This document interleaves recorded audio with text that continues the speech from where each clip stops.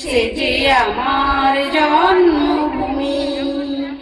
এত স্নিগ্ধ নদী কাহার, কোথায় এমন ধূম্র পাহাড়, কোথায় এমন হরির ক্ষেত্র, আকাশ তলে মেশে এমন ধানের উপর ঢেউ খেলে যায়, বাতাস কাহার দেশে।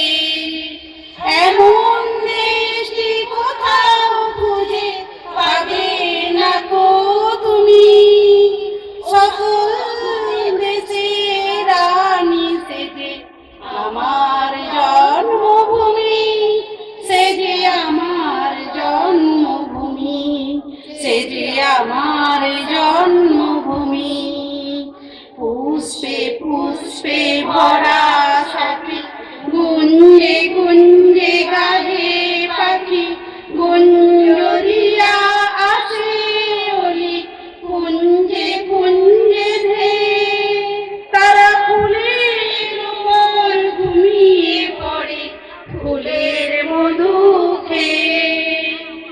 এমন দেশটি কোথাও খুঁজে পাবে না গো তুমি, সকল দেশের রানী সেজে আমার জন্মভূমি। সে যে আমার জন্মভূমি, সে যে আমার জন্মভূমি। ভাইয়ের মায়ের এত স্নেহ, কোথায় গেলে পাবে কেহ, ও মা তোমার চরণ দুটি বক্ষে আমায় তোলে। আমার এই দেশেতেই জন্ম, যেন এই দেশেতেই মরি। এমন দেশটি কোথাও খুঁজে পাবে না কো তুমি, সকল দেশের রানী সেজে আমার জন্মভূমি। সে যে আমার জন্মভূমি, সে যে আমার জন্মভূমি। নমস্কার।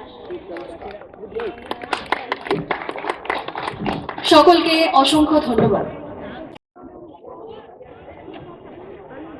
অর্থাৎ যিনি এই প্রকল্পের সবসময়ের প্রাণকর্তা এবং সিএডিসি তমলুক প্রকল্পের উপপ্রকল্প অধিকর্তা ডক্টর উত্তম কুমার লাহা মহাশয় স্বাগত ভাষণ দেবেন, সাথে সাথে এই কর্মশালার তাৎপর্য নিয়ে কিছু বলবেন। নমস্কার। উপস্থিত আমাদের শ্রদ্ধেয় অতিথিবৃন্দ এবং আমার স্নেহের ছাত্র চাষিরা, মানে এই চাষির মধ্যে কিছু আমাদের বেশিরভাগই আছেন স্বনির্ভর দলের মহিলারা, আর কিছু আমাদের আছেন প্রোগ্রেসিভ ফার্মার। সকলকে আমাদের সিএডিসির তরফ থেকে আন্তরিক শুভেচ্ছা এবং ভালোবাসা। তা আমি সিএডিসির তরফ থেকে দু চারটে কথা বলবো, তারপরে তো আমাদের আরো যারা উপস্থিত আমাদের অতিথিবৃন্দ আছেন তারা বলবেন, আর আপনারাও বলবেন কিছু কিছু, কারণ আপনাদের কাছেও আপনাদেরকেও বলতে হবে, কারণ আপনারা কে কে চাষ করেন, কতটা পরিমাণ চাষ করছেন এবং চাষ করতে গিয়ে কি অসুবিধা আপনারা ভোগ করছেন, সেই অসুবিধাগুলো কিভাবে আমরা সহজ করতে পারি বা সুবিধায় আনতে পারি, সেই ব্যাপারে আলোচনা হবে। এই জন্য এই কর্মশালা, কারণ প্রশিক্ষণ যেটা ছাতু চাষের সেটা আমরা দিয়েছি প্রায় এবছর প্রায় আমরা 12,000 এসএইচজি মেম্বারকে প্রশিক্ষণ দিয়েছি। তার মধ্যে অর্ধেকের বেশি এগ্রিকালচার, এবং তার মধ্যে বেশিরভাগটাই মাশরুম কাল্টিভেশনের উপর। এবং আপনারা যারা এসছেন তারা সকলে জানেন যে তাদের মধ্যে আবার বেশ কিছু কিছু চাষিদেরকে আমরা বাড়িও তৈরি করে দিয়েছি সরকারি প্রকল্পে ছাতু চাষ করার জন্য। তা আমি এই যে আমাদের কর্মশালা, এই কর্মশালায় হচ্ছে যে আমি সিএডিসির তরফ থেকে যেটু বলতে চাইছি যে আপনাদের ছাতু চাষের ব্যাপারে যদি কোনো অসুবিধা হয়, আজকে তো আলোচনা হচ্ছেই, তারপরে যদি কোনোরূপ সমস্যা আপনাদের হয় তাহলে আপনারা সিএডিসি অফিসে যোগাযোগ করবেন। আমাদের অফিসটা হচ্ছে এই মানিকতলা আর রাধামণির মাঝখানে, আপনারা অনেকেই জানেন, আর নতুন যদি কেউ এসে থাকেন জানেন না তাদেরকেও আমি জানাচ্ছি যে মানিকতলা আর রাধামণির ঠিক মাঝামাঝি জায়গাটার নাম হচ্ছে রণসিংহা। আমাদের অফিসটা হচ্ছে সিএডিসি। এখানে বোর্ডে লেখা আছে দেখুন, সামগ্রিক অঞ্চল উন্নয়ন পর্ষদ, মানে সিএডিসির বাংলা হচ্ছে সামগ্রিক অঞ্চল উন্নয়ন পর্ষদ। সিএডিসির যদি পুরো কথাটা মানে পূর্ণভাবে উচ্চারণ করা যায়, সিএডিসি মানে কম্প্রিহেন্সিভ এরিয়া ডেভেলপমেন্ট কর্পোরেশন। তার আগে একটা ডাব্লিউবি আছে, West Bengal comprehensive area development corporation, মানে সামগ্রিক অঞ্চল উন্নয়ন পর্ষদ। এটা হচ্ছে পশ্চিমবঙ্গ সরকারের পঞ্চায়েত দপ্তরের অধীনস্থ একটা সংস্থা। আমাদের মূল কাজ হচ্ছে, সিএডিসির মূল কাজ হচ্ছে স্বনির্ভর দলের মহিলাদেরকে প্রশিক্ষণ দেওয়া এবং তাদের স্বনির্ভরে খানিকটা সহায়তা করা। কি কি ব্যাপারে প্রশিক্ষণ? মূলত আমরা এগ্রিকালচার মানে কৃষি, পশুপালন এবং মৎস্য চাষ, এই তিনটি বিষয়ের উপর আমরা প্রশিক্ষণ দিয়ে থাকি।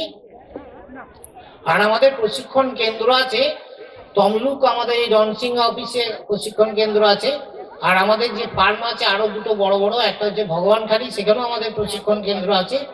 আর হচ্ছে ইরিঞ্চি ফার্ম, সেখানেও আমাদের প্রশিক্ষণ কেন্দ্র আছে। ইরিঞ্চি ফার্মে মূলত ওটা খেজুরিতে, খেজুরি, কাঁথি এই সমস্ত এলাকার যেসব স্বনির্ভর দলের মহিলারা আছে তাদের প্রশিক্ষণ ওখানে দেওয়া হয়। তমলুক এবং শহীদ মাতঙ্গিনী, পাঁশকুড়া এই ধরনের এই কাছাকাছি যে ব্লক আছে এই সমস্ত এলাকার প্রশিক্ষণ দেওয়া হয়। আর যেটা আমাদের ভগবানখালী মানে চণ্ডীপুর ব্লকের মধ্যে পড়ে, সেটা চণ্ডীপুর, নন্দীগ্রাম এই সমস্ত এলাকার প্রশিক্ষণ ওখানে দেওয়া হয়। এবং মূল প্রশিক্ষণটা হচ্ছে ওই এগ্রিকালচার বলতে মাশরুম চাষ, তারপরে আমরা ধরুন vegetable cultivation, organic vegetable cultivation, তারপরে সিডলিং মানে চারা তৈরি, এবং হচ্ছে যে এগ্রিকালচারের ফুড প্রসেসিং মানে জ্যাম, জেলি, আচার এই ধরনের তৈরি করার পদ্ধতি, এগুলোর উপর প্রশিক্ষণ দেওয়ানো হয় প্র্যাকটিক্যাল। আর পশুপালনে যেমন ধরুন আমাদের ডিয়ারি আছে, পোলট্রি আছে, ডাকারি আছে, গোটারি আছে, এই সমস্ত জিনিসগুলো আছে। এইগুলো যে আমাদের ফার্মগুলো ভিজিট করানো হয়, তার সঙ্গে সঙ্গে প্র্যাকটিক্যালি প্রশিক্ষণ দেওয়া হয়। আর মাছ চাষের ব্যাপারে যেটা আছে, যে মাছের চারা তৈরি করা হয়, মাছের চারাগুলো কি করে প্রতিপালন করা যায়, বড় করা যায়, এই ব্যাপারে প্রশিক্ষণ দেওয়া হয়। এবং মাছের বাচ্চা কি করে উৎপাদন করা যায়, কারণ আমাদের হ্যাচারি আছে বিভিন্ন ধরনের মাছ, যেমন কই, মাগুর, শিঙি, ট্যাংরা, আরো অনেক ধরনের মাছ, তাদের কিভাবে বাচ্চা উৎপাদন করা যায়, সেই বাচ্চা কি করে বড় করা যায় এবং পুকুরে কি করে চাষ করা যায়। তার মানে সামগ্রিকভাবে গ্রামে মানুষ যার উপর নির্ভরশীল, কৃষি এবং কৃষি সংলগ্ন জিনিসপত্র, কৃষি এবং অ্যালায়েড কৃষি, পশুপালন, মৎস্য চাষ, এই সমস্ত ব্যাপারে প্রশিক্ষণ দেওয়া হয়। এবং কিছু কিছু স্কিম আমরা ইমপ্লিমেন্ট করি, কারণ সকলের জন্য স্কিম আমরা দিতে পারি না, তবে কিছু কিছু এসএইচজি গ্রুপকে আমরা কিছু কিছু স্কিম সরকারি সাহায্যে তৈরি করে দেওয়া হয়। যাই হোক, আজকের কর্মশালাটা হচ্ছে মাশরুম বা ছাতু চাষের উপর। এই ছাতু চাষের উপর বিশেষজ্ঞরা এসছেন, তারা একটু আলোচনা করবেন। আর আমাদের মাননীয় আপনাদের জনপ্রতিনিধি আছেন, উনি আলোচনা করবেন। আমাদের ডিএডিসি থেকে ডেপুটি সাহেব এসছেন, উনি একটু আলোচনা করবেন। আর সর্বোপরি আমাদের যারা কৃষি বিশেষজ্ঞরা আছেন তারাও এই মাশরুম চাষের ব্যাপারে আলোচনা করবেন, এবং শেষ বেশ আপনারাও কিছু কিছু বলবেন। যাই হোক, এই বলে আমি আমার ক্ষুদ্র বক্তব্য শেষ করলাম। নমস্কার সকল। ধন্যবাদ জানাই ডক্টর উত্তম কুমার লাহা মহাশয়কে ওনার দীর্ঘদিনের অভিজ্ঞতা আমাদের সাথে ভাগ করে নেওয়ার জন্য। এখন সিএডিসি প্রকল্পে কর্মরত প্রাণচঞ্চল মহিলা শ্রীমতী মৌমিতা মণ্ডল মহাশয়া এবং রিঙ্কু গোড়াই মহাশয়া বরণ করে নেবেন এই অনুষ্ঠানে আগত সম্মানীয় অতিথিবৃন্দদের।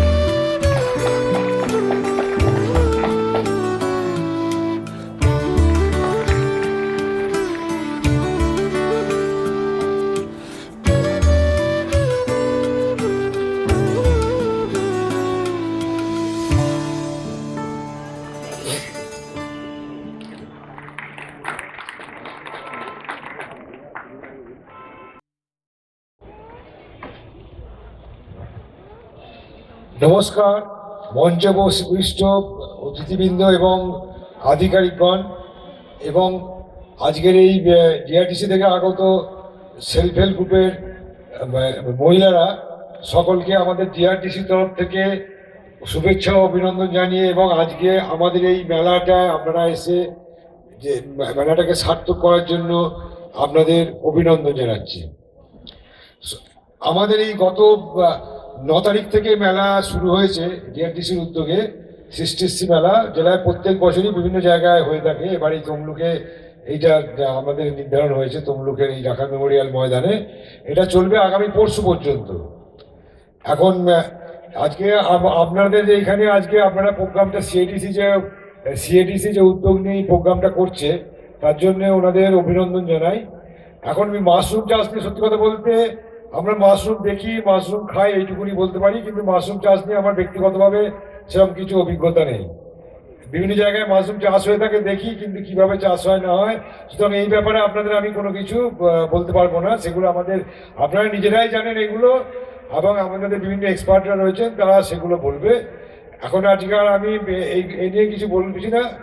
আপনারা যে স্বনির্ভর দল করেছেন, সেই স্বনির্ভর দল যাতে ঠিকঠাকভাবে চলে, তাদের হিসেব নিকেশ যাতে ঠিকঠাকভাবে রাখা হয় সেগুলো দেখবেন, এবং তাদের নিয়মিত খাতাপত্র মেনটেন করবেন আপনারা, এবং সবাই যাতে সমভাবে কাজ পায়, যারা উদ্যোগী রয়েছেন তারা যাতে আরও বিভিন্নভাবে কাজের সুযোগ পায়, সেই ব্যাপারগুলো নিয়ে আপনারা উদ্যোগ নেবেন দলগতভাবে।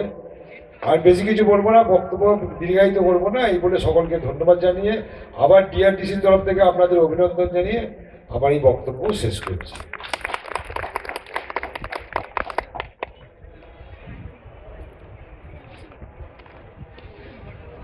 মাননীয় ডেপুটি প্রজেক্ট ডাইরেক্টর মহাশয়কে অসংখ্য ধন্যবাদ। মহিলারা আর অন্তরালে নাই, তারা এখন সর্বক্ষেত্রে নিজেদের প্রতিষ্ঠিত করে তুলেছে।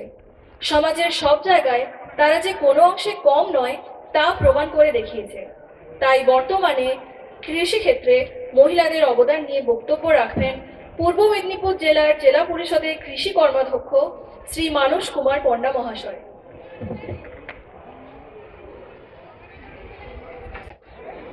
উপস্থিত আছেন আমাদের বিভিন্ন অতিথিরা, সবার নাম না জানার ফলে বলতে পারলাম না, তার জন্য দুঃখিত। আছেন অংশগ্রহণকারী মহিলারা, আপনাদের সবাইকে আমার তরফ থেকে যথাযোগ্য শ্রদ্ধা, সম্মান, শুভেচ্ছা, ভালোবাসা জানাই। সেলফ হেল্প গ্রুপের কথা হচ্ছে, আমার একটা ঘটনা মনে পড়ে গেল, তাই বলছি। সম্ভবত 98 সালে সেলফ হেল্প গ্রুপটা গঠন হয়েছিল। আমাদের ওয়েস্ট বেঙ্গলের আইএস অফিসার সবাইকে দিল্লিতে ডেকে পাঠানো হলো। ওখানে একটা ট্রেনিং দিয়ে এক গোছা কাগজ ধরিয়ে দেওয়া হয়েছিল। প্লেনে আস্তে আস্তে ওনারা সেইটা ট্রান্সলেট করছিলেন। তারপরে কথাটা বলি, আমি একটা ট্রেনিংয়ে ছিলাম কল্যাণীতে বাইপারে। সেখানকার এক ম্যাডামের কিছু ঘটনা বলি। সেলফ হেল্প গ্রুপ গঠন হয়ে গেছে, ওখানে ট্রেনিং দেওয়া হচ্ছে। তারকেশ্বরের এক বয়স্ক মহিলা একটা গ্রুপে আছেন, তাকে দাঁড় করিয়ে জিজ্ঞেস করছেন, আচ্ছা আপনি বলুন তো, আপনি কেন গ্রুপ করছেন? সে বয়স্ক মহিলা বলছেন, এখন বিডিও অফিসে গেলে বিডিও সাহেব আমাকে বসতে বলেন চেয়ারে, আর ব্যাংকে গেলে ব্যাংকের ম্যানেজার চেয়ার ছেড়ে দিয়ে দিদি দিদি বলে। অর্থাৎ সেলফ হেল্প গ্রুপ করে ওই সম্মানের জায়গাটাই তিনি গেছেন। তখন এতটা ব্যাপক ছিল না, তারপরে হয়েছে। আরেকটা ঘটনা বলি, আরেকটা দলকে বলছে, তোমাদের দলটা কেমন গঠন হয়েছে?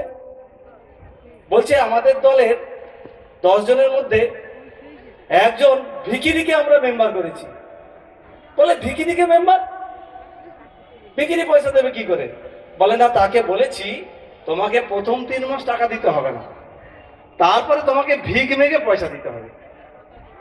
তাহলে ভাবুন, সেই ভিখিরিটাকে সেলফ হেল্প গ্রুপে তারা নিয়ে দলটা গঠন করেছে, তারা এগিয়ে গেছে। এই জায়গাটাই হলো সেলফ হেল্প গ্রুপ গঠন করার সবচেয়ে সফলতা। যাই হোক, আমাকে বলতে বলা হয়েছে কৃষিতে আপনাদের এই মহিলাদের ভূমিকা কি। যদিও আমার জায়গাপত্র নেই, আমি মহিষাদলে থাকি, কাছাকাছি জমিটা একটু দূরে আছে, কিন্তু ছোটবেলা থেকেই দেখেছি যে এই চাষবাস যেটা হয় তাতে মহিলারা একদম প্রকটভাবে অংশগ্রহণ করেন। আর আমাদের ভারতবর্ষে এই যে বীজ বপন থেকে শুরু করে প্রক্রিয়াকরণ, তারপরে বাজারজাত করা, 21টা ধাপ আছে। তার 17টা ধাপে মহিলারা প্রত্যক্ষভাবে জড়িয়ে, অর্থাৎ মহিলা ছাড়া চাষবাসটা কিন্তু প্রায় অসম্ভব। আমি আমার প্রথম চাকরি জীবনে গেছিলাম পশ্চিম মেদিনীপুর, একদম বিহার, তখন বিহার ছিল, বিহারের বর্ডারে। তা সেখানে যাওয়ার পরে দুটো ওয়ার্ড শুনেছিলাম, জন আর মুনিশ। জন আর মুনিশ, জন কাটা মুনিশ কাটা। আমি তো ভালো জানতাম না, একটু গুলিয়েও ফেলতে পারি। যত সম্ভব ওই জন কাটা মানে যারা মহিলারা আসতো খাটতো তারা জন, আর যারা পুরুষরা আসতো তারা মুনিশ। দুটো ফারাক, মহিলা পুরুষ ফারাক। আমরা তো সবসময় একটা ভাগ করে রেখেছি, মহিলা আলাদা পুরুষ আলাদা। তফাৎটা কি ছিল, যারা ওই জন কাটতো মহিলা, তাদের পয়সাটা কিন্তু কম দেওয়া হতো, কম পয়সায় বেশি কাটানো হতো। আর মুনিশ যারা পুরুষ, তাদেরকে বেশি কাটানো হতো। সেই বৈষম্য কিন্তু এখনো আছে, আমরা করছি যে মহিলাদের ক্ষেত্রে আমরা মজুরিটা কম দিচ্ছি, পুরুষদের ক্ষেত্রে বেশি দিচ্ছি, কিন্তু কাজটা মহিলাদের কাছ থেকে বেশি করিয়ে নিচ্ছি। আমরা সেই আজীবনকাল থেকে শুরু করেছি। রাজা রামমোহন, বিবেকানন্দ, রবীন্দ্রনাথ, বিদ্যাসাগর সবাই বলে গেছেন নারী শক্তির উন্নয়ন, কিন্তু সেভাবে প্রচেষ্টা কিন্তু ছিল না। আজ সেলফ হেল্প গ্রুপ করে আপনারা একটা নির্দিষ্ট জায়গায় যেতে পেরেছেন। ঘরের একটা খরচ ব্যয় যাই বলি, তার অঙ্গ কিন্তু আপনারা। ঘরের সিদ্ধান্ত গ্রহণে এখন কিন্তু মহিলাদের অংশগ্রহণটা খুব জরুরি এবং জিজ্ঞাসা করা হয়। এখন আবৃত্তি পরিবেশনে আসছেন উত্তর সোনাময়ী ত্রিনয়নী প্রাথমিক বহুমুখী মহিলা সংঘ লিমিটেডের অনিতা পাত্র মহাশয়া।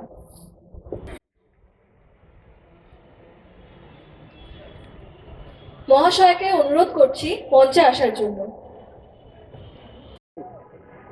নমস্কার, আমার নাম অনিতা পাত্র। আমি উত্তর সোনাময়ী ত্রিনয়নী বহুমুখী মহিলা সংঘ সমবায় সমিতির একজন বিওটি। তাই আমি একটা আবৃত্তি বলে শোনাচ্ছি। অনেক কিছু ভুল হতে থাকতেই পারে, কারণ আমার তো বয়স হয়ে গেছে, 50 কিন্তু পেরিয়ে গেছে। তবু আমার এইখানে যে একটা মুখ্যমন্ত্রী, মাননীয় মুখ্যমন্ত্রী স্টেজে উঠে একটা আবৃত্তি বলা, এটাই আমার সৌভাগ্য মেনে আমি একটা আবৃত্তি বলে শোনাচ্ছি। নমস্কার। কবিগুরু রবীন্দ্রনাথ ঠাকুরের লেখা আফ্রিকা। উদ্ভ্রান্ত সেই আদিম যুগে স্রষ্টা যখন নিজের প্রতি অসন্তোষে নূতন সৃষ্টিকে বারবার করছিলেন বিধ্বস্ত, তার সেই অধৈর্যে ঘন ঘন মাথা নাড়ার দিলে রুদ্র সমুদ্রের বাহু প্রাচীর ধরিত্রীর বুকের থেকে ছিনিয়ে নিয়ে গেল তোমাকে। আফ্রিকা, বাঁধলে তোমাকে বনস্পতি নিবিড় পাহাড়ার কৃপণালুর অন্তপুরে। সেখানে নিভৃতে অবকাশে তুমি সংগ্রহ করছিলে দুর্গমের রহস্য, চিনছিলে জল, স্থল, আকাশের দুর্বোধ সংকেত, প্রকৃতির দৃষ্টি, অতীত জাদু। মন্ত্র জাগাচ্ছিল তোমার চেতনাতীত মনে, বিদ্রুপ করেছিল ভীষণকে বিরূপের ছদ্মবেশে। সংখ্যাকে চাচ্ছিল হার মানাতে, আপনাকে উগ্র করে বিভীষিকার প্রচন্ড মহিমায় তাণ্ডবের দুন্দুভিনাদে।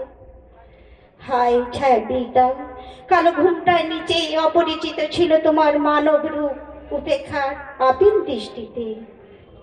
এলো ওরা লোহার হাত করে নিয়ে, নখজাদের তীক্ষ্ণ তোমার নেকড়ের চেয়ে এলো মানুষ ধরার দল, গর্ভে ছাড়া অন্ধ তোমার সূর্যহারা অরণ্যের চেয়ে। সভ্যের বর্গলোক নগ্ন করলো আপন নির্লজ্জ মানুষতা। দস্যু পায়ের কাঁটা মারা জুতোর তোলায় চিরচিহ্ন দিয়ে গেল তোমার অপমানিত ইতিহাসে। সমুদ্র পারে সেই মুহূর্তে পাড়ায় পাড়ায় মন্দিরে বাজছিল পূজার ঘণ্টা। সকালে সন্ধ্যায় দয়াময় দেবতার নামে শিশুরা খেলছিল মায়ের কোলে। কবির সঙ্গীতে বেজে উঠছিল সুন্দরের আরাধনা। আজ যখন পশ্চিম দিগন্তে প্রদোষকাল সন্ধ্যা বাতাসের রুদ্ধশ্বাস, যখন গুপ্ত গহ্বর থেকে পশুরা বেরিয়ে এলো, অশুভ ধ্বনিতে ঘোষণা করলো দিনের অন্তিম কাল। এসো যুগান্তের কবি, আসন্ন সন্ধ্যার শেষ রচ্ছি পাতে, দাঁড়াও ওই মান হারা মানবের দ্বারে বলো ক্ষমা করো হিংস্র প্রলাপের মধ্যে সেই হোক তোমার সভ্যতার শেষ পুণ্যবাণী। নমস্কার। অসংখ্য ধন্যবাদ জানাই অনিতা পাত্র মহাশয়কে। মাশরুম চাষ কেন করব, কোথায় করব, জায়গা না থাকলে কিভাবে করব, কিংবা বাজার কোথায় পাবো, এবং স্বনির্ভরতার লক্ষ্যে মাশরুম চাষের গুরুত্ব কি ইত্যাদি বিবিধ বিষয়ে বলবেন সিএডিসি তমলুক প্রকল্পের কৃষি প্রযুক্তিবিদ শ্রী আশিস বেরা মহাশয়।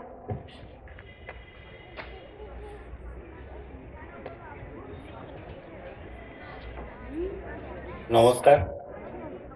তো আমরা ইতিমধ্যে অবগত হয়েছি আজকের এই যে কর্মশালা বিষয়বস্তু এবং সেখানে আমাদের করণীয় বা আমরা কোন পর্যায়ে আছি। তো আমাদের সিডিসির ডক্টর লাহা যিনি দায়িত্বে আছেন তিনি বলেছেন প্রথমেই যে আমরা অলরেডি এবছর 12,000 মহিলাকে প্রশিক্ষণ দিয়েছি, তার বেশিরভাগটাই কৃষি এবং মাশরুম সংক্রান্ত। তো অলরেডি জিনিসটা চালু ছিল এবং গত বছরও আমরা একটা এই ধরনের কর্মশালা করেছিলাম আমাদের অফিসের ওপরে, অনেকেই ছিলেন। তো আজকে মেলা মাঠেও ওইরূপ একটি প্রশিক্ষণ এবং ইতিমধ্যে তার যে কোনো পরিবর্তন আমরা যা দেখতে পাচ্ছি এগুলো আমাদের গ্রামের সঙ্গে যুক্ত থাকার ফলে যেটা দেখতে পাচ্ছি যে আপনারা তো যুক্ত আছেন, এর বাইরেও যারা আছেন এবং তারা হয়তো অনেকটাই, আমি বলবো যে আমি যে যাদের দেখেছি কয়েকজনকে, দুর্ভাগ্য তাদের এই মঞ্চে অনেক দূরের, তারা আমার সম্ভব হয়নি, চোখে পড়ে এবং তারা বাড়িতে একবার প্রত্যন্ত গ্রামে, আমাদের ধারণা ছিল এটা শহর কেন্দ্রিক, যে তমলুক একটা বড় বাজার, এখানে শিক্ষিত লোক বা একটু যারা সম্পদশালী লোকের বসবাস বা যেরকম জায়গায় একটু যেখানে একটু লোকজন আয় উপায় বেশি বা একটু শৌখিন, একটু অন্যরকম ভাবনা চিন্তা করে, তাদের জন্য খাদ্য হিসাবে মাশরুম। কিন্তু একটু গ্রামের দিকে উঁকি দিয়ে দেখুন, এখন সেটা আমি দেখবেন যে পাড়ায় পাড়ায় এখন রাস্তাঘাট হয়েছে, ছোট ছোট দোকান বাজার এরকম তৈরি হয়েছে। আপনি সেখানেও দেখবেন 24 ঘন্টা মাশরুম বিক্রি হতে দেখবেন। স্থায়ী দোকান টোকান আছে, কাঁচা মাশরুম সেখানে বিক্রি হচ্ছে, লোকাল হাটে বিক্রি হচ্ছে এবং সেখানের ক্রেতা দেখবেন যে তারা শ্রমিক শ্রেণী, তাদেরও মধ্যে একটা খাদ্যাভ্যাস পরিবর্তনের ইঙ্গিত। এই নয় যে মাশরুম খুব সস্তায় বিক্রি হচ্ছে, তা কিন্তু নয়। এবছর আমি বলছি, আমি এই পরশু দিনই মাশরুম কিনেছি প্রত্যন্ত গ্রামে একটা কাজে, আমার একবার পাড়াই, সেটা আমি জানতাম না, 170 টাকা কেজি। তো যাই হোক, মোটামুটি কখনো 100 টাকা, কখনো 120।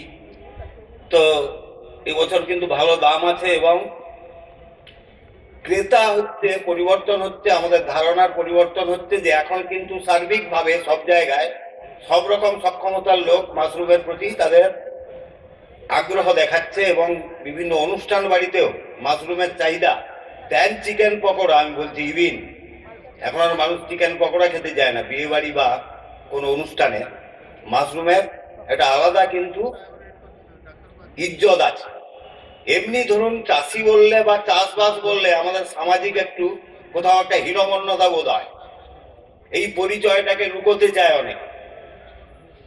কোথাও হয়তো ছোটখাটো কাজ করে, সেটাকেই হয় ব্যবসা করি বা কোথাও একটা ছোটখাটো চাকরি করি, অথচ দেখা যাবে তার চাষবাস আছে, সেটাকে সামনে আনতে চায় না।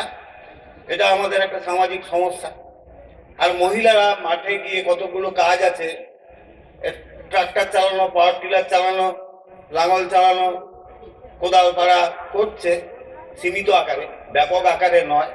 সেই জন্য একটা পার্থক্য থেকে গিয়েছিল, এটা এখনো আছে। কিন্তু মাশরুম এমন একটা চাষ, এই যে দুটো আপনার মান সম্মান, এইটাকে অনেকটাই আমি দেখছি আমাদের অফিসে যোগাযোগ করেন বা উৎসাহ দেখান। তারা কিন্তু অনেকেই উচ্চ শিক্ষিত এবং তারা মাস্টার ডিগ্রি করেছে, এরকম শিক্ষিত বেকার ছেলে বা মহিলা, তারাও কিন্তু আগ্রহ দেখাচ্ছেন এবং এইটা বাড়িতেই বসেই করা যায়, মাঠে যেতে হয় না। মাঠে যাওয়ার একটা অনীহা আছে, ওই চাষি নামটা অনেকে এখনো পর্যন্ত নাক তুলে আর কি, সোজা কথা।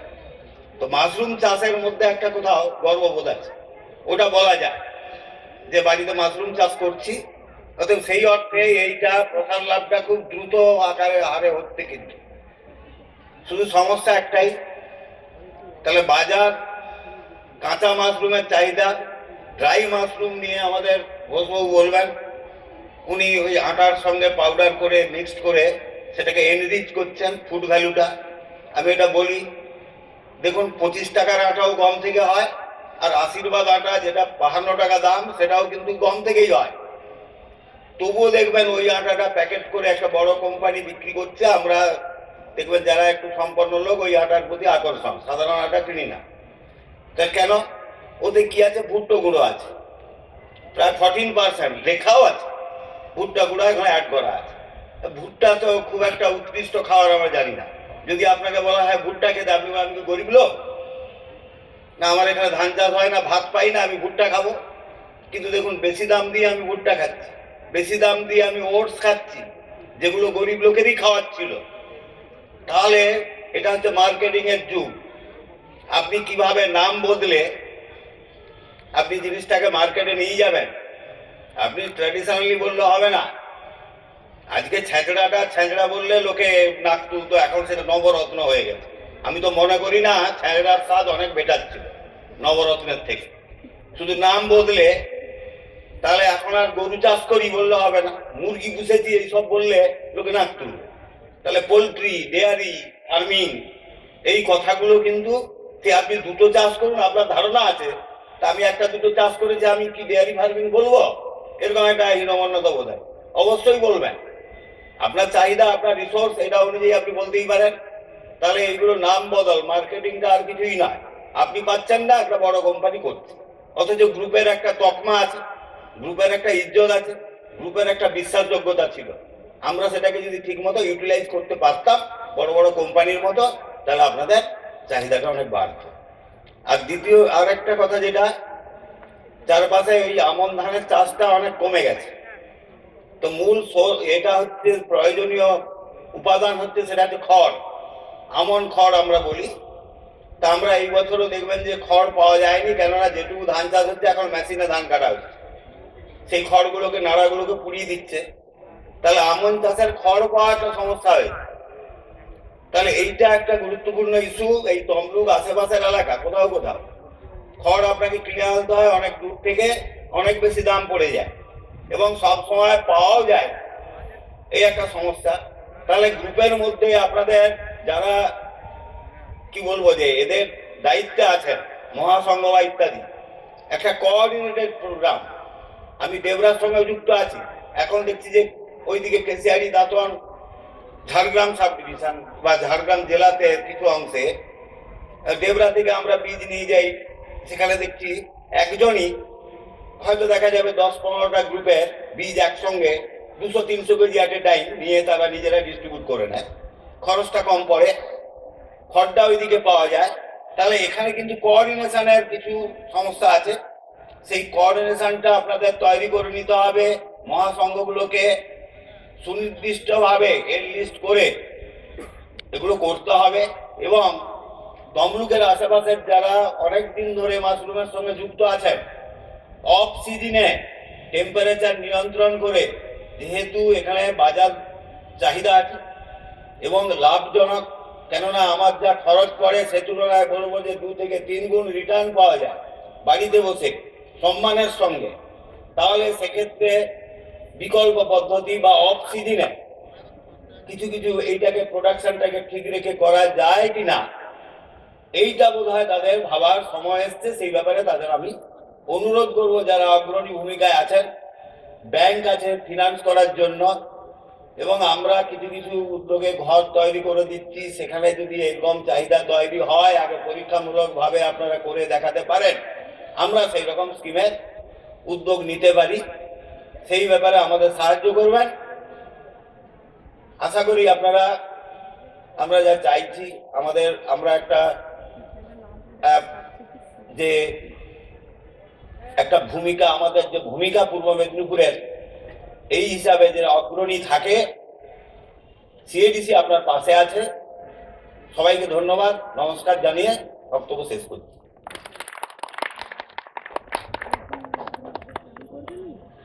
মাননীয় আশিস বেরা মহাশয়কে অসংখ্য ধন্যবাদ ওনার মূল্যবান বক্তব্য রাখার জন্য।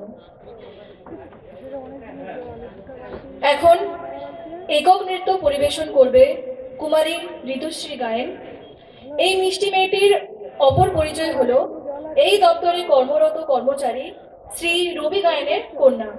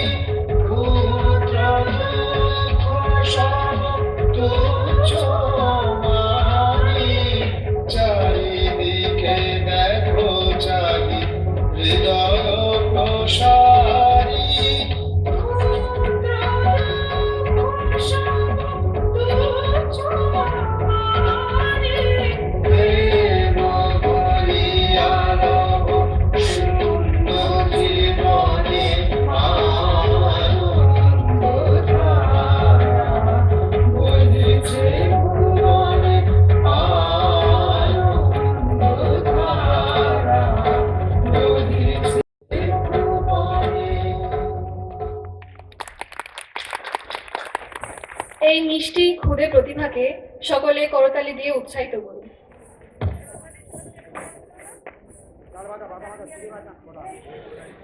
কিছু কিছু ক্ষেত্রে আমরা বহু মানুষকে পেয়েছি যারা তার সমূহ জীবন কোনো একটি বিষয়ে অর্পণ করে প্রভূত উন্নতির শিখরে পৌঁছেছে এবং বহুজন হিতায়ও তার পূজার ফল জনসমাজে পরিবেশন করেছেন, যেখানে অগণিত মানুষ উপকৃত হয়েছেন।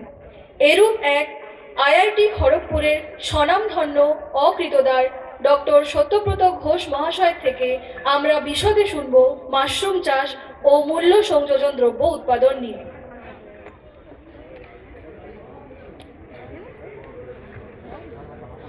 আচ্ছা, ধন্যবাদ সবাইকে, সিএডিসি অফিসের সবার যারা এসছেন, আমাদের ডায়াসে যারা আছে এবং যারা দর্শক সিটে বসে আছেন সবাইকে। প্রথমে বলি যে আমি খুব ভালো বক্তা নই, কিন্তু আজকের এই বিশেষ অনুষ্ঠানে আপনাদের সঙ্গে আমি বহুবার ক্লাসে এসেছি আপনাদের ট্রেনিং নেওয়ার জন্য। তো আজকে সেই রকম কোনো আনুষ্ঠানিক কোনো ক্লাস নয়। তো আমার যেটা আজকে অভিজ্ঞতা বা আজকে আমি যেটা বলবো সেটা হলো যে মাশরুম চাষ তো কম বেশি আমরা সবাই জানি বা কী করে করছি, বা সেটা নেক্সট দিন যখন আবার ট্রেনিং হবে সেখানে আমরা বলবো। কিন্তু আজকে এই প্রোগ্রামে বা এই অনুষ্ঠানে বিশেষ করে আমি যেটা বলতে চাই যে মাশরুমটাকে শুধুমাত্র চাষ হিসেবে দেখলে হবে না। এখান থেকে আমি যখন ক্লাস নিই বা আপনারা যখন ট্রেনিং দিতে আসি, প্রত্যেকেই কি বলি যে আপনাদের যেটা সেলফ হেল্প গ্রুপ আছেন প্রত্যেকেই কিছু না কিছু করেন। যেখানে আমি দেখেছি কেউ হয়তো বিড়ি মারছেন, কেউ হয়তো ফুল চাষের সঙ্গে যুক্ত আছেন, কেউ হয়তো টেলারিংয়ের সঙ্গে যুক্ত আছেন। তো প্রত্যেকেই কম বেশি কিছু না কিছু রোজগার করছেন। তো আমার ফার্স্ট কোশ্চেন বা আপনাদের আমি কি জিজ্ঞাসা করি যে কত টাকা হলে ভালো হয়, কত টাকা ইনকাম করলে আপনাদের মোটামুটি ভালো লাগবে। তো আপনারা কেউ বলেন 2000, 5000, 10,000, যা যেরকম একটা এক্সপেকটেশন বা ইয়ে থাকে, কিন্তু আপনারা সেটা করতে পারেন না। আপনারা যেটা কারেন্ট বা যেটা এখন করছেন সেটা দিয়ে হচ্ছে না। তো তখন আমি বলেছিলাম যে মাশরুম দিয়ে কিন্তু করা সম্ভব, কিন্তু করতে গেলে যেটা করতে হবে সেটা একটা ডেডিকেশন, সেটা কিন্তু আপনাদের মধ্যে নেই। একদম আপনাদের সামনেই বলছি। কারণ হচ্ছে আপনারা নিজেরা বাড়ির প্রচুর কাজ থাকে, সেই সব কাজ সামলে একটু একটু করে করছেন, ঠিক আছে, সেটা একটা অবশ্যই। কিন্তু আমি মনে করি আমার যদি লক্ষ্য থাকে সেখান থেকে 10,000 টাকা ইনকাম করতে হবে। ধরুন আপনি একটা চাকরি করছেন, চাকরির জন্য আপনাকে 8 ঘন্টা দিতে হয়, তো তাহলে সেটা তখন কি বলে যে আমার বাড়ি আছে, ঘর আছে, বাচ্চা আছে, সংসার আছে, শুনবে না কেউ, চাকরি যেতে হচ্ছে। তাহলে মাশরুম চাষ থেকে যদি আপনাকে সেই পরিমাণ বা সেই রকম একটা মাসিক ইনকাম বা আয়ের জোগাড় করতে হয় তাহলে ওই ডেডিকেশনটুকু দিতে হবে। কিন্তু এখানে একটা সুবিধাও আছে যে আপনাকে কোথাও যেতে হচ্ছে না, বাড়ির মধ্যেই করবেন। এবং শুধু তাই নয়, এটা করার সাথে সাথে যেটা হলো নেক্সট, যেটা আপনাদের সঙ্গে অনেকেরই আমার এ নিয়ে আলোচনা হয় যে স্যার বিক্রি করবো কোথায়। তো সেই বিক্রির জায়গাটা অনেকটাই এখন চেঞ্জ হয়েছে। করোনার পর থেকে বাজারে বা লোকের মধ্যে মাশরুম খাওয়ার প্রবণতা অনেক বেড়েছে। এখন আর বাজারে গিয়ে বলতে হয় না বা মাশরুম নিয়ে বলতে হয় না যে মাশরুমের গুণাগুণ কী। কম বেশি লোক জানুক বা না জানুক, মাশরুম খাওয়া ভালো বা মাশরুম খেলে ভালোই হয়, এরকম একটা। এবার হচ্ছে বিক্রির ব্যাপারটা, যেটা নেক্সট হলো যে শীতকালে যাবতীয় কাজে ইউজ হয় কিন্তু বিজনেসে পারবেন। এবং এটা যখন আমি বলি যে আপনারা আস্তে আস্তে কোনো মেশিন কিনুন বা একটা ছোটো বিজনেসের প্ল্যান করুন, তখন আপনাদের কোশ্চেন কী থাকে যে স্যার আমি একা করবো, বাকিরা আমাকে সাপোর্ট করবে না। তো হতে পারে এটা সমস্যাটা। কিন্তু আমি বলছি একজন কেউ আস্তে আস্তে বা এক একটা গ্রুপের একজন করে মেন্টর হোক বা আপনাদের গ্রুপ থেকেই হোক, কাউকে একটু উদ্যোগ হতেই হবে। যে ছোট্ট ছোট্ট মেশিন পাওয়া যাচ্ছে, মেশিনগুলো খুব দামও নয়, হয়তো 1 লাখ, 2 লাখ, 5 লাখ। আমি যেমন বলেছিলাম একবার ট্রেনিংয়ে যে পাঁপড়, মাশরুমের পাঁপড় কিন্তু পশ্চিমবঙ্গে এখনো নেই। যদি আপনারা কেউ বানান, কোনো একটা সেলফ হেল্প গ্রুপ মহিলারা বানান, তাহলে কিন্তু এটা খুব ভালোভাবে চলবে এবং বিক্রি করতে কোনো অসুবিধা হবে না। মার্কেটে সেই জিনিসগুলোই চলে যেগুলো মার্কেটে এখন সেইভাবে ঢোকেনি, অথচ লোকে বাজার মূল্য এবং তার গুণাগুণ সম্বন্ধে লোকের আইডিয়া আছে। এমনি মাশরুমের এমনি পাঁপড় যে বাজার, তার একটা বিরাট বাজার, ওটা ভারতবর্ষে প্রায় 20,000 কোটি টাকা বিজনেস হয় বছরে। তো সেখানে মাশরুমের যদি পাঁপড় একটা বানানো যায় তাহলে কিন্তু আলাদা একটা ক্যাটাগরি হয়ে যাবে। তো এগুলো ভাবতে হবে যে একটু একটু করে কি করা যেতে পারে। তো এটা একদিনের কোনো প্রসেস নয় যে আজকেই ভাবলাম কালকেই হয়ে গেল, পরশু আমার ইনকাম হয়ে গেল, তো সেরকম কিছু নয়। কিন্তু হ্যাঁ, যদি আস্তে আস্তে এখন যদি আমরা ভাবনা চিন্তা শুরু করি তাহলে হয়তো বছর 10 বছরগুলো পর পশ্চিমবঙ্গের সিনারিওটা চেঞ্জ হতে বাধ্য। তো আপনি দেখুন, আমি যখন প্রথম চাকরি ছাড়ি আইআইটি থেকে, লোকে আমাকে বলতো আরে চাকরি ছেড়ে কী রকম হলো। তো দেখুন ছেড়ে আমি 2021-22 থেকে আস্তে আস্তে আস্তে আস্তে আজ 2026-এ আমাদের প্রোডাক্ট এখন অ্যামাজন, ফ্লিপকার্টে আসছে। তো এটা আমার একটা জার্নি, এবং আমাকে দেখে আজ এবারে আস্তে আস্তে আমার আশেপাশে যারা থাকছে বা আইআইটি অনেক স্টার্ট আপ, তারাও কনফিডেন্স পাচ্ছে। তো আপনাদের সঙ্গে আমি ইন্টারাক্ট করি, আপনারাও যদি ওরকম কোনো প্রোডাক্ট বানান আপনারা আমাকে যোগাযোগ করবেন, তাকে বিক্রি করা বা অনলাইন করার দায়িত্ব আমাদের থাকবে। তো এইটা একটা ব্রিজিং হতে পারে, কিন্তু করতে হবে আপনাদের। প্রোডাক্ট বানানো, প্রোডাক্টের গুণগত মান, তার সেগুলো কিন্তু আপনাদের। কিন্তু আমি বলতে চাই, অনেক মহিলাই আছেন যারা খুব ভালো ভালো প্রোডাক্ট, খাবারের দিক দিয়ে বলছি, বানাতে পারেন বা তারা হয়তো সেল করতে পারেন না, সেইগুলো কিন্তু আমার সঙ্গে অবশ্যই যোগাযোগ করুন। কারণ এরকম গ্রামের দিকে অনেক নতুন নতুন খাবার বা যেগুলো আমাদের প্রাচীন, যেগুলো হয়তো আমরা নেক্সট জেনারেশন পাবো না বা জানিও না, সেগুলো কিন্তু যদি ধরে আনতে পারি বা সেগুলোকে আস্তে আস্তে কমার্শিয়াল বাজারে বা বড় বড় জায়গায় যদি পৌঁছাতে যেতে পারি, তাহলে কিন্তু আবার বাংলার নাম হবে। তো আজকে এইটুকু বলে আমি আপনাদের শেষ করছি। বেশি আরও বক্তা আছেন, তো তারা বলবেন। তো আর যদি কিছু জানার থাকে অবশ্যই আমি সবসময় অ্যাভেলেবেল, আমার ফোন নাম্বার তো সবার কাছেই আছে। Thank you.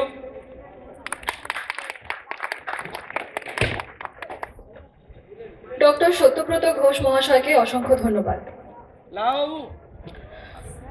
কিছু কিছু চাষি আছেন যারা নিজ আগ্রহ ও মনোনিবেশে নিজেদের উচ্চ সীমায় নিয়ে গেছেন। এরূপ এক প্রগতিশীল চাষি সুব্রত দাস মহাশয় থেকে জানব মাশরুম বীজ উৎপাদন ও প্রয়োজনীয় সতর্কতা।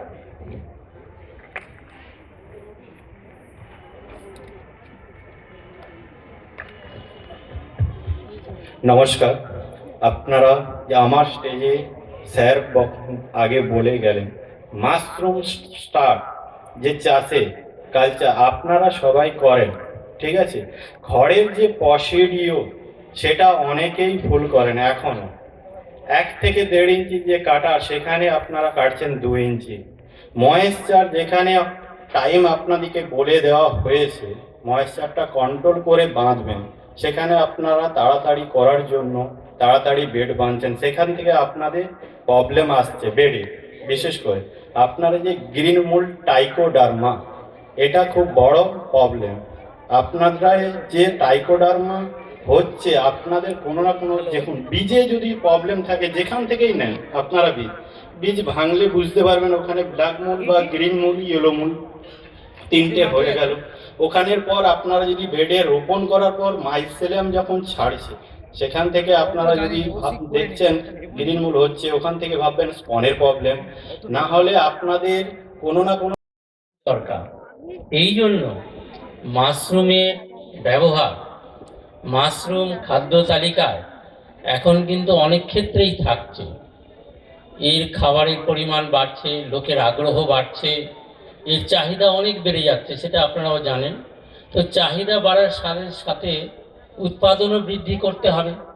এখন উৎপাদন আমরা তো যেভাবে করছি, একটু আগেই শুনছিলাম আমাদের ডক্টর ঘোষ বলছিলেন, একজন যে মাশরুম উৎপাদন করে সেও বলছিলেন যে পদ্ধতিগুলো একটু ঠিকঠাক করতে হবে। ভালো করে উৎপাদন করতে গেলে উন্নত পদ্ধতি দরকার, বিশেষ করে একটা জীবাণুমুক্ত পরিবেশ দরকার। তারপরে মাশরুম উৎপাদনের জন্য যে মাধ্যমগুলো আছে, খড়, পলিথিন, দড়ি ইত্যাদি আর যা যা দেওয়া হয়, সেগুলো জীবাণুমুক্ত করতে হবে। একটা আধার মতো জায়গা, সেখানে বায়ু চলাচল ঠিক রাখতে হবে, করতে হবে। আর এতে একটা আর্দ্রতার ভাব বেশি লাগে, 80 থেকে 90%, অনেক আর্দ্রতা দরকার। এই আর্দ্রতাটা বজায় রাখতে হবে। এই সব বিষয়গুলোর উপরে একটু খেয়াল রাখলে তাহলে দেখবেন আপনি ভালো এবং বেশি পরিমাণে মাশরুম তৈরি করতে পারছেন। আর মাশরুম উৎপাদন করা খুব সহজ পদ্ধতি, খুব একটা কঠিন কাজ নয়। যার বাড়িতে অল্প জায়গা আছে তিনি একটু প্রশিক্ষণ নিয়ে মাশরুম তৈরি করে সহজেই অর্থ উপার্জন করতে পারেন। আর প্রশিক্ষণ দেওয়ার জন্য WBCADC আছে, প্রশিক্ষণ নেওয়ার জন্য আপনি WBCADC বা আমরা CADC বলি সংক্ষেপে, এখানে যোগাযোগ করুন। আমাদের এখানে শুধু মাশরুম নয়, সারা বছর ধরে আমরা বিভিন্ন বিষয়ের উপরে প্রশিক্ষণ দিই। এক হলো কৃষিক্ষেত্র, কৃষিক্ষেত্রের মধ্যে বীজ আছে, মশলা আছে, তার বিভিন্ন ফলের চারা আছে, তারপরে যে জৈব সার, বিশেষ করে কেঁচো সার, তারপরে মাশরুম ইত্যাদি বিভিন্ন বিষয়ের উপর সারা বছর ধরে আমরা প্রশিক্ষণ দিয়ে যাচ্ছি। এছাড়া পশুপালন আছে, পশুপালন, হাঁস মুরগি পালন, এই সব ক্ষেত্রে পালনের জন্য কীভাবে পালন করা যায়, সেই ডিম থেকে বাচ্চা ফোটানো, সেইগুলো বিষয়েও আমরা প্রশিক্ষণ দিই। এছাড়া মৎস্য চাষ, মৎস্য পালন কীভাবে করতে হবে সেইগুলো বিষয়ের উপরে প্রশিক্ষণ দিই। এছাড়া যেসব মা বোনেরা ঘরে থাকেন, তাদের জমি জায়গা নেই, অন্য কিছু করার উপায় নেই, তারা এই সেলাইয়ের কাজ করতে পারেন, টেলারিংয়ের উপরেও আমরা প্রশিক্ষণ দিই। এছাড়া এখন একটা রূপচর্যার বিষয় তো খুব গুরুত্বপূর্ণ জায়গায় এসছে। শহর থেকে গ্রামগঞ্জে প্রত্যন্ত সব জায়গায় রূপচর্যার একটা বিষয় আছে, কাজে রূপচর্যার উপরেও আমরা এখানে প্রশিক্ষণ দিই। এতে করে আপনারা সহজেই একটা স্বনির্ভরের জায়গায় যেতে পারেন, যেটা হলো আমাদের WBCDCর মূল উদ্দেশ্য। আমাদের WBCDCর মূল উদ্দেশ্যই হলো অঞ্চল ভিত্তিক কৃষি এবং এই যে বিভিন্ন বিষয়গুলো এর উপরে অধিক উৎপাদন এবং যে নতুন নতুন প্রযুক্তি এসছে, নতুন নতুন উদ্ভাবনী যে কার্যপ্রণালী, সেগুলো আপনাদের মধ্যে শেয়ার করা, আপনাদের সঙ্গে বিনিময় করা এবং এর সুফল আপনাদের কাছে পৌঁছে দেওয়া, যাতে করে আপনাদের জীবন জীবিকার মান আমরা কিছুটা উন্নত করতে পারি, আপনি যাতে অর্থ উপার্জন করে স্বয়ম্বর হতে পারেন, সেটাই আমাদের সিডিসির মূল লক্ষ্য।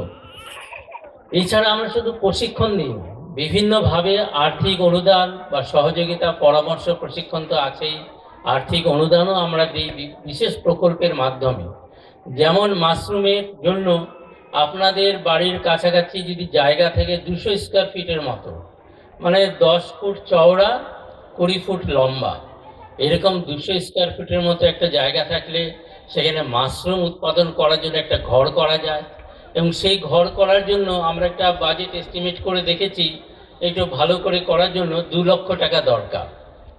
তা আমাদের রাষ্ট্রীয় কৃষি বিকাশ যোজনা বলে একটা প্রকল্প আছে, তার মাধ্যমে আমরা 50% অনুদান, মানে 2 লক্ষ টাকা খরচ হলে 1 লক্ষ টাকা অনুদান আমরা আপনাদেরকে দিতে পারব। তবে আপনাকে কোনো না কোনো স্বয়ম্বর গোষ্ঠী বা SHGর অন্তর্ভুক্ত হতে হবে, বা FPC ফার্মার প্রডিউসার কোম্পানি যে আছে তার সদস্য হতে হবে। কারণ আমরা অনুমতি এবং অনুদান সেটাই SHGর মাধ্যমেই দেব, ইন্ডিভিজুয়ালি আমরা ওইভাবে দিই না, স্বয়ম্বর গোষ্ঠীর মাধ্যমেই আপনাদের আসতে হবে। এবং তার জন্য আপনাদের আমাদের সঙ্গে একটু যোগাযোগ করতে হবে। এখানে যে CADCর তমলুক 1 অফিস আছে, সেখানে যোগাযোগ করতে হবে, আবেদন করতে হবে।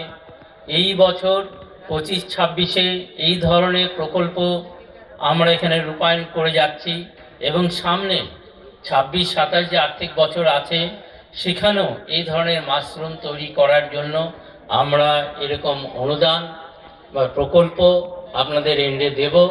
যদি আপনারা প্রয়োজন মনে করেন তাহলে আমাদের এই CDC অফিসে যোগাযোগ করবেন। আজকের এই প্রশিক্ষণ সফল হবে। এখানে অনেক বিশেষজ্ঞগণ আছেন, কিভাবে মাশরুম তৈরি করা যায়। যেহেতু আজকে মাশরুমের কর্মশালা, এই বিষয়ে বেশি আলোচনা হবে। আর CDC প্রয়োজন মতো আরও কি করা যায় সেগুলো আপনারা সময় সুযোগ করে জানতে পারবেন বা আমরাও জানাতে পারবো। তো এই প্রশিক্ষণ সফল হোক, আপনাদের এই প্রশিক্ষণ কাজে লাগুক, আপনারা অর্থ উপার্জন করে স্বয়ম্বর হন, এই কামনা করে সকলকে নমস্কার জানিয়ে আমি শেষ করছি।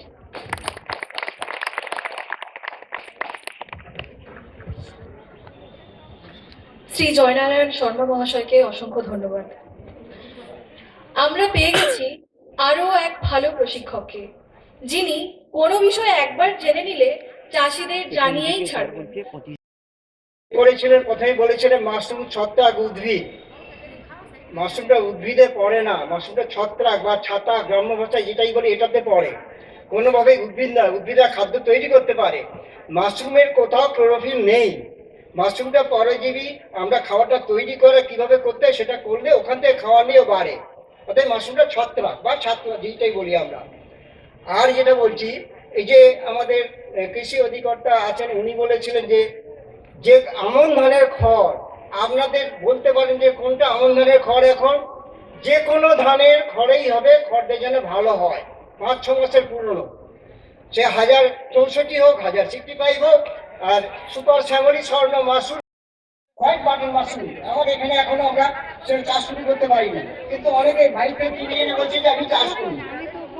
আজকে এখানে ডক্টর রাজ আমার সিডিসি ইনচার্জ আছেন, আমার বাগনান প্রজেক্টে ছিলেন নিকুঞ্জ বিহারী সর, উনি আমার এই জায়গায় ছিলেন। মাঝে একদিন আমাকে 150,000 টাকা বলছে চাষ হচ্ছে না, ওই ভদ্রলোক আমাকে চাষ হচ্ছে, আমি নাম বলছি না, এখানেই বাড়ি কাজ দিয়েছে। আমি স্যার তোমাকে বলুন না, আমি আপনার বাড়ি যাওয়ার অ্যাড্রেস দিয়ে বলুন কোথায় চাষ হচ্ছে। যাই হোক আমরা চাষ করতে পারছি না, কিনে খাচ্ছি। আর এটাকে যেটা বলে ওটাকে বাটন মাশরুম বলে বা বোতাম ছাতু। আমাদের একটা বেডের যে খড়, না একটা বেডের জন্য নয়, মানে অনেক বেডের জন্য আপনাকে কি এইভাবে বলা হয়েছিল 50 গ্রাম চুন 20 লিটার জলে? না না না না, তাহলে ওটা না, তাহলে বলেছিলেন যে 50 গ্রামের জন্য একটা বেড। 50 গ্রামের জন্য একটা বেড।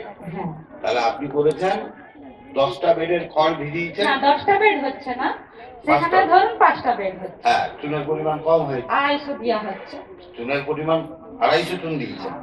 জলের পরিমাণটা কত হবে একটা বেডের জন্য, কতটা জল নিশ্চয়ই বলা হয়েছে, 50 গ্রাম চুন বলা হয়েছে। হ্যাঁ, ভেজানোর জন্য সেটা 2 লিটার বা 3 লিটার এরকম একটা বলা হয়েছে। সেইখানে কনসেন্ট্রেশনটা কিছু যদি খুব সামান্য পার্থক্য হওয়ার কথা নয়, যদি ওটার কারণে হয়, তাহলে খড়ের সমস্যা থাকতে পারে। কখনো কোনো আপনি আমাকে ছবি পাঠাবেন তো, কি নাম আপনার? রাধারানী গুড়িয়া সামন্ত। আমার হাজবেন্ড আপনার কাছে যায়, শ্রীকান্ত সামন্ত। ঠিক আছে, ছবিটা আমাকে একটু পাঠাবেন, বুঝতে পারছেন? ধন্যবাদ স্যার। 100টার মধ্যে 5টা বা 10টা যদি কালো হয়ে যায় ওটা হবে, কারণ 100টা বীজ ছড়ালে জমিতে 100টা জার্মিনেশন হয় না, ঠিক আছে, হবে না। এটা হচ্ছে কোনো নির্দিষ্ট কারণ আমি ব্যাখ্যা করতে পারবে না, কেউই পারবে না।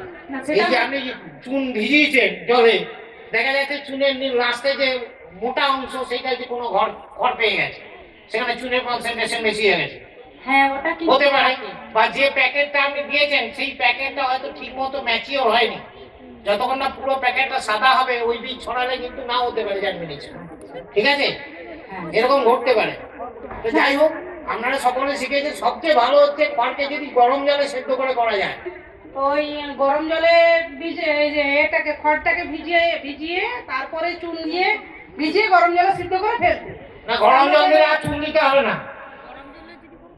কিন্তু আমরা সেদ্ধ করলে আর চুন দিতে হবে না। আমরা আগের বছর চাষ করেছি, আমরা 5 কুইন্টাল বীজ করেছিলাম আগের বছর 5 কুইন্টাল বীজ করেছি। তার মধ্যে ওই স্যারদের কথা মতোই আমরা প্রথমে গরম জলে ফেলিয়ে করেছিলাম, তার মাঝখানে আমাদের হচ্ছে গিয়ে 10 কিলো খারাপ হয়েছিল। তারপরে আমরা নিজেরা দেখলাম এবছরে যেটা করেছি, এমনি পুকুরে বস্তা বেঁধে জল খড় পচাচ্ছি, দিয়ে তারপরে তুলে ফেলতেছি, একটা বীজ এখনো পর্যন্ত নষ্ট হয়নি।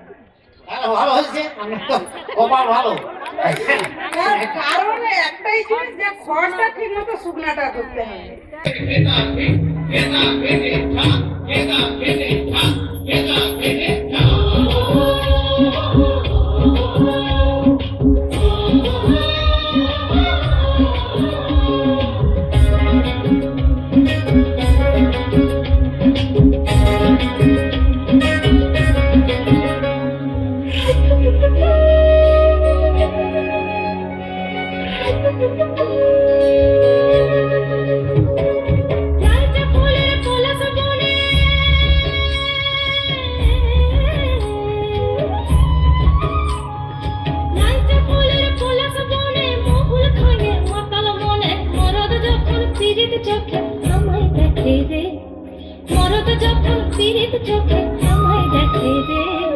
লাল পাহাড়ির দেশে তখন আগুন হাওয়ায় লাগে মাতো, লাল পাহাড়ির দেশে তখন আগুন হাওয়ায় লাগে মাতো। মন কোকিলা কুহু কুহু ডাকে রে, মন কোকিলা কুহু কুহু ডাকে, আমার মন কোকিলা কুহু কুহু ডাকে রে, মন কোকিলা কুহু কুহু ডাকে।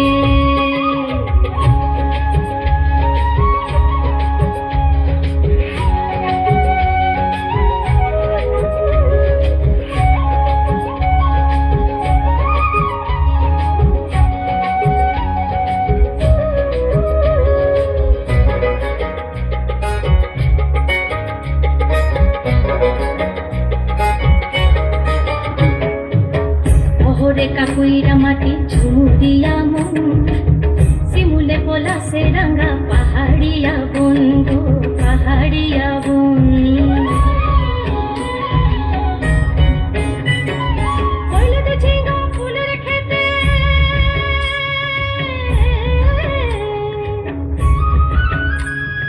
হলুদ ঝিঙ্গা ফুলের খেতে উদাসী মন হঠাৎ মাতে ভ্রমর যখন গুনগুনায় হাসে ঝাঁকে রে ভ্রমর যখন গুনগুনায় হাসে ঝাঁকে রে লাল পাহাড়ির দেশে তখন ফাগুন হাওয়ায় লাগে মাতো লাল পাহাড়ির দেশে তখন ফাগুন হাওয়ায় লাগে মাতো মন কোকিলা কুহু কুহু ডাকে রে মন কোকিলা কুহু কুহু ডাকে আমার মন কোকিলা কুহু কুহু ডাকে রে মন কোকিলা কুহু কুহু ডাকে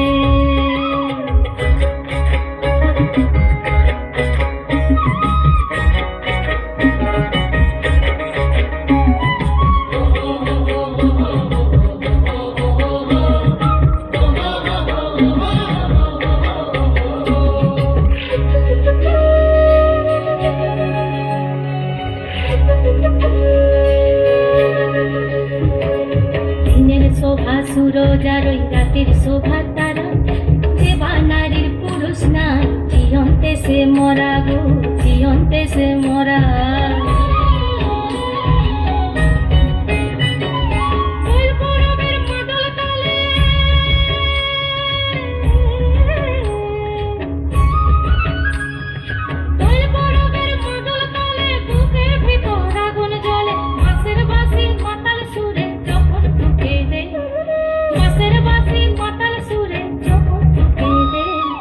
লাল পাহাড়ির দেশে তখন ফাগুন হাওয়ায় লাগে মাতন লাল পাহাড়ির দেশে তখন ফাগুন হাওয়ায় লাগে মাতন মন কোকিলা কুহু কুহু ডাকে রে মন কোকিলা কুহু কুহু ডাকে আমার মন কোকিলা কুহু কুহু ডাকে রে মন কোকিলা কুহু কুহু ডাকে আমার মন কোকিলা কুহু কুহু ডাকে রে মন কোকিলা কুহু কুহু ডাকে আমার মন কোকিলা কুহু কুহু ডাকে রে মন কোকিলা কুহু কুহু ডাকে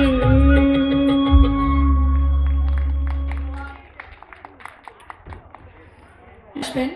আমি এখন যার কথা বলবো, যার নাম নেব, সিএডিসি অফিসে ওনাকে এক কথায় বলা হয়, যার কেউ নেই তার আছে রামবাবু। তমলুক প্রকল্প সিএডিসির কৃষি সহায়ক শ্রী রামপদ মুদলি মহাশয়কে ওনার বক্তব্য রাখার জন্য অনুরোধ করছি।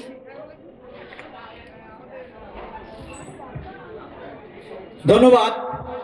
আজকে আমাদের এই যে স্বনির্ভরতার লক্ষ্যে বাণিজ্য ভিত্তিক ছাতু চাষের যারা আমাদের এসএসজি মহিলা এবং আমাদের আরও যারা মাশরুম চাষের প্রিয় যারা আজকে আমাদের এই অনুষ্ঠানে এসেছিলেন তাদের সবাইকে আমি ধন্যবাদ জ্ঞাপন করছি WBCADC তমলুক প্রকল্পের পক্ষ থেকে। আর এই প্রোগ্রামটা যারা করেছেন সেটা হচ্ছে আমাদের সিএডিসির টপ বস যাকে বলা হয়, তিনি সারা দিন রাত্রি আমাদের এই কি করে চাষ হবে, কি করে চাষি চলবে, কি করে গরু গাই দুধ নানা রকম প্রোগ্রামের সঙ্গে যুক্ত থাকবে। মাশরুম চাষ, ধান চাষ, এছাড়া আমাদের গাভী চাষ, ভেড়া চাষ, ছাগল চাষ, হাঁস চাষ, ডিম চাষ, যারা দেখতে পাচ্ছেন আমাদের সিএডিসি স্টলে প্রতিদিন ডিমের জন্য যে হুড়াহুড়ি লাগছে সে তার জন্য আমাদের লাবাবুর একনিষ্ঠ কর্মসহতার জন্য আজকে আমরা এই প্রোগ্রামটা করতে পেরেছি। উনি সারা দিন রাত্রি আমাদের এই কীভাবে সিএডিসি চলবে, কীভাবে মেয়েরা উপকৃত হবে তার জন্য সারা দিন রাত্রি অক্লান্ত পরিশ্রম করছেন। এমনকি ছুটির দিনেও উনি আমাদের অফিসে গিয়ে অক্লান্ত পরিশ্রম করছেন। আর তার সঙ্গে আমাদের যারা সঙ্গে আছেন তাদের আমাদের এগ্রিকালচার অফিসার, অ্যাকাউন্টেন্ট এবং আমাদের ডাক্তারবাবু সবাইকে ধন্যবাদ। এবং ফিশারি সাহেব যে মাছ আমাদের সারা দেশে সরবরাহ হচ্ছে, আজকে মাছ চাষ মানে একটা বিখ্যাত চাষ। জানবেন যে ময়নাতে কত মাছ চাষ হচ্ছে, সেরকম সিএডিসিতে প্রচুর মাছ চাষ হয়। আমরা মাছের ধানি পোনা সরবরাহ করে থাকি। অতএব জানতে হবে যে সিএডিসি মানে একটা দারুণ জিনিস যে আপনারা অন্য কোনো অফিসে গিয়ে পাবেন না, গরু হাঁস মুরগি ছাগল ভেড়া ইত্যাদি। তাই জন্য আমরা সবাইকে ধন্যবাদ জ্ঞাপন করছি। আর আজকে ধন্যবাদ জ্ঞাপন করছি অনন্যা জানাকে, যে সারাদিন অক্লান্ত পরিশ্রম করে আপনাদের সঙ্গে সহযোগিতা করে দিয়েছেন। এই বলে আমি আমার ছোট্ট বক্তব্য শেষ করছি আর আমাদের প্রোগ্রাম শেষ করছি।